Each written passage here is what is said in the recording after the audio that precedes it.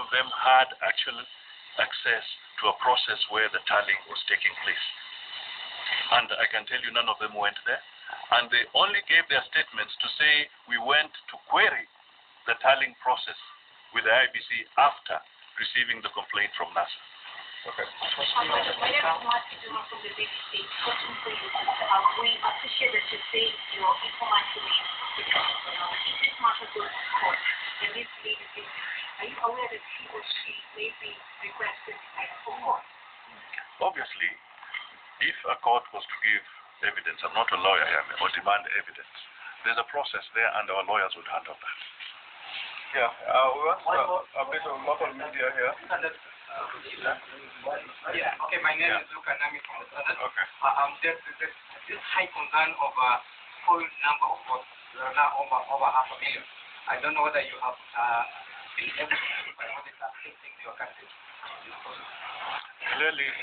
Clearly, all I can say that is part of the analysis that is also going on, because those are extremely high number of votes that are messed up.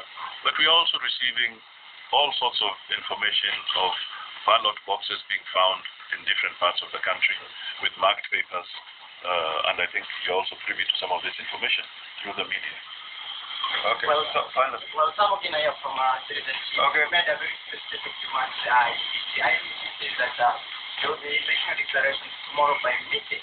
What if they make a declaration to the presidency that is not among the demand? At this point in time, we have stated our position. We have indicated the facts that are before us. The duty of the IBC remains purely their duty. We can only respond to them after they've made their formal declaration. Yeah.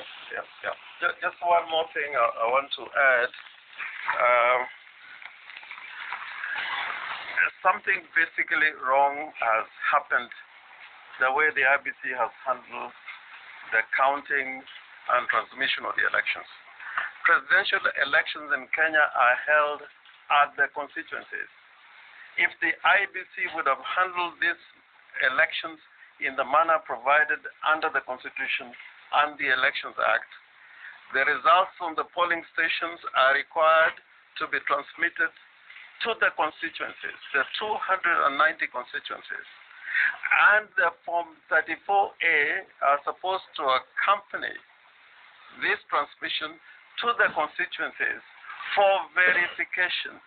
It is very important that you appreciate this point. Verification happens at the constituencies, and the results of the elections, presidential, are announced at the constituencies. Now, what has happened is that IBC is announcing results at the National Tallying Center.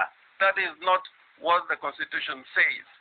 And therefore, the IBC is also in a lot of problems because these Form 34As are out there in the field.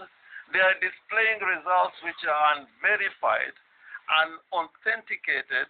And if you're listening to the chairman of the commission, he has said that the results they have displayed are not official results, and they know it. And finally, they are also aware that at the point when the results go to the National Tallying Center, there is a process of verification. And right now we have agents at Bomas, whom we have talked to when we went to Bomas.